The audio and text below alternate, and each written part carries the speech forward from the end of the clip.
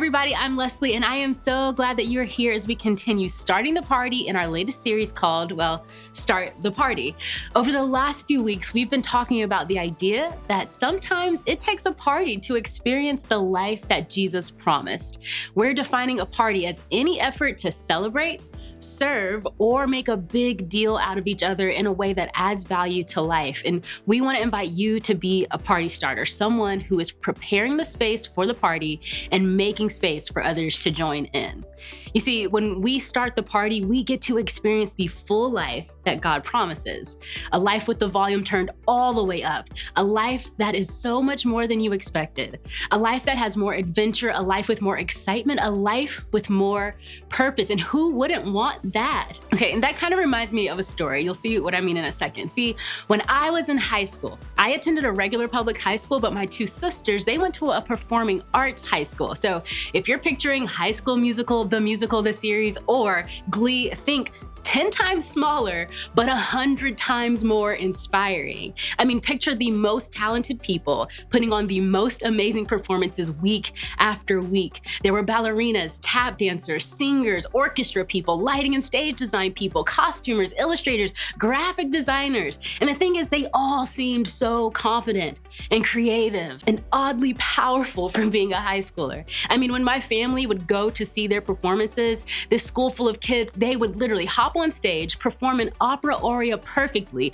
saunter off, change costumes, and then appear in the next scene as the lead actress. And then the next week, they were like writing a book or something. I mean, Donald Glover, the Donald Glover, Childish Gambino, the poet, singer, writer, actor, producer, that guy, he went to this school, and you know how talented he is. That's what I'm talking about, those kinds of people. I mean, I was watching all of these influential people creating all these memorable moments on stage and off.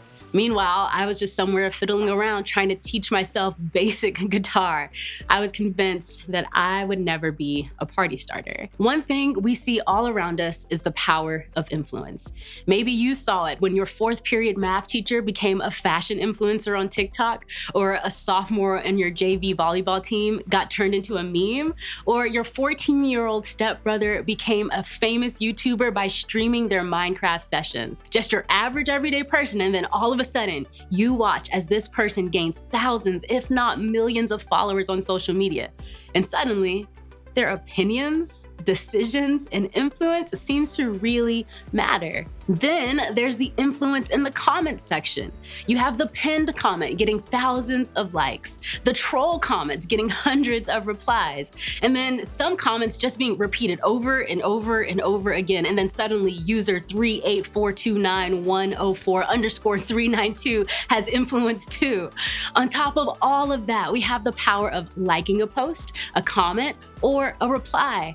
We aren't the ones necessarily saying anything, but with just 2 taps of the screen, then we have influence. But why is it that with all of this power at our fingertips, it can still feel like we don't have what it takes to be a party starter? Maybe you don't think that you have enough influence on the world around you. So why should you care about starting the party for others if not that many people are even paying attention to you? Why should you worry about your choices and behaviors if you don't have a ton of people following your example anyway? Or maybe you've just never thought much about your influence. If you're honest, you aren't thinking a lot about the way you live or how your life might impact others.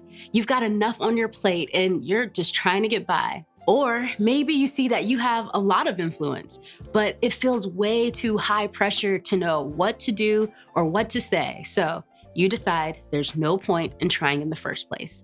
Like I said, I get it. I've struggled to believe that I have what it takes to be a party starter, that my words, actions, behaviors, choices could have any impact on the world around me at all. But what if we're wrong about that? I mean, what if what we do with our influence actually matters? What if you could use your teenage years to make a difference in the life of someone else? What if having influence isn't really about us at all? What if you really have what it takes to be a party starter? Today, we're gonna look at something Jesus said that's connected to this whole idea. It's found in the book of Matthew, which was written by one of Jesus's friends named, well, you guessed it, Matthew. He was one of the 12 closest friends and followers of Jesus. This means that Matthew was with Jesus, lived alongside him, and saw Jesus's influence firsthand. Today, we're going to look at a part of one of the most famous talks that Jesus gave during his time on earth. It's known as the Sermon on the Mount because, well, Jesus was teaching to his close followers plus a crowd that had gathered on a mountainside.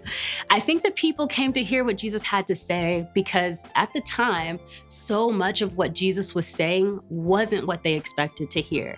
See, even though Jesus would often teach about familiar ideas, he would take them to the next level by presenting them in an unexpected way. Jesus changed the game by showing people back then and us today what it really means to live a life that honors God.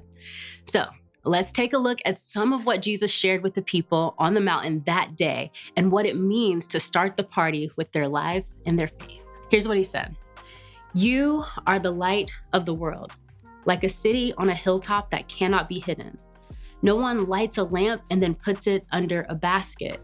Instead, a lamp is placed on a stand where it gives light to everyone in the house. Right away, Jesus uses a pretty obvious example.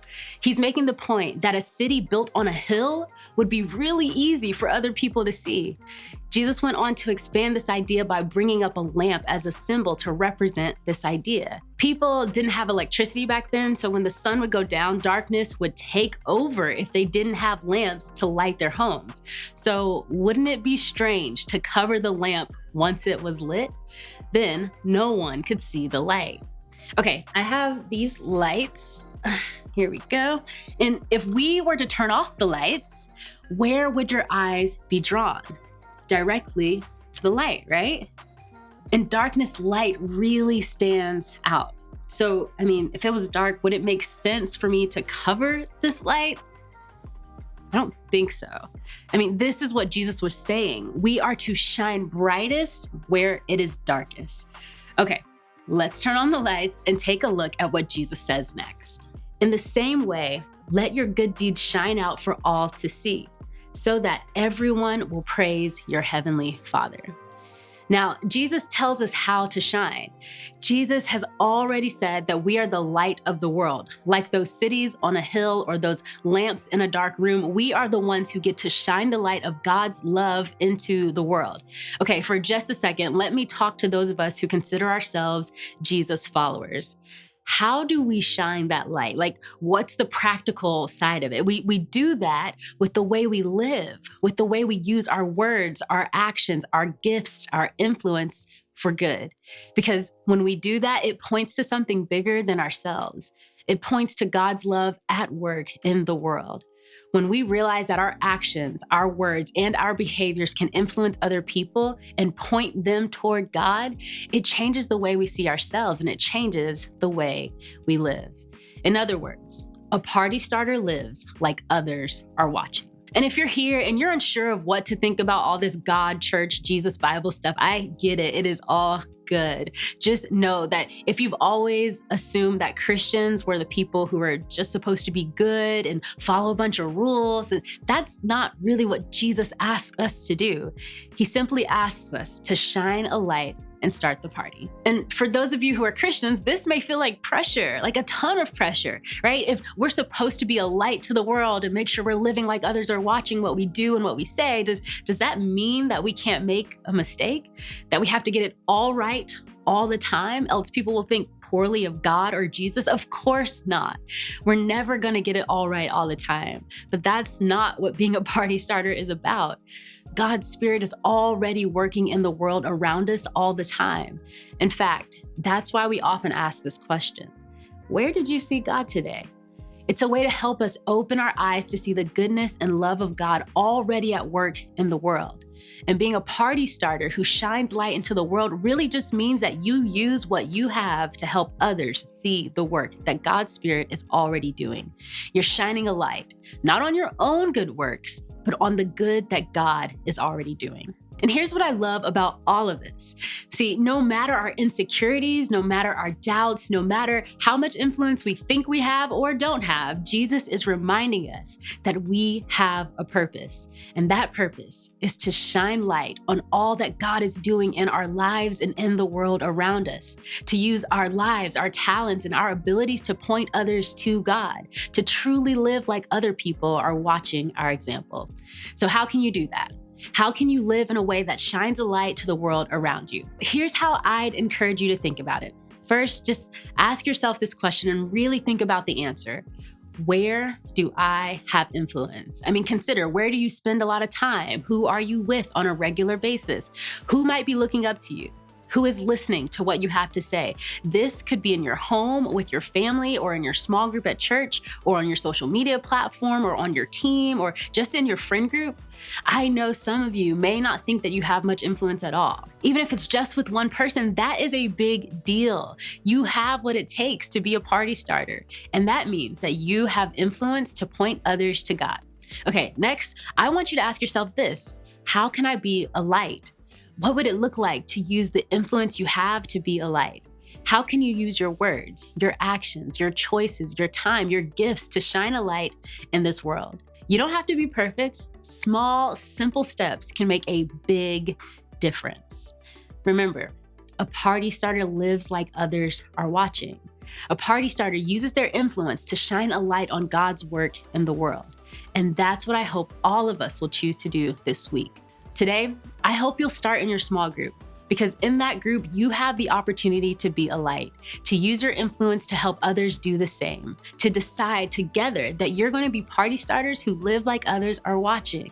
So when you head to small group, think about this question: what's one way I can be a light in this world?